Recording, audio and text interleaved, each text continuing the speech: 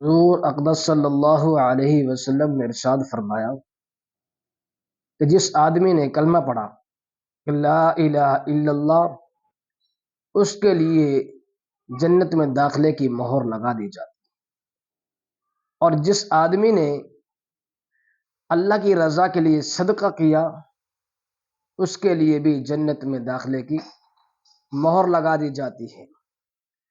اور جس شخص نے اللہ کی رضا کے لیے روزہ رکھا، اس کے لیے بھی جنت میں داخلے کی مہر لگا دی جاتی ہے۔ ایک اور روایت میں آتا ہے کہ روزہ کی برکت سے اللہ پاک کل قیامت کے روز روزے دار کی پیاس کو بجھائیں گے، اور جو ہے کہ روزہ یہ کل قیامت کے روز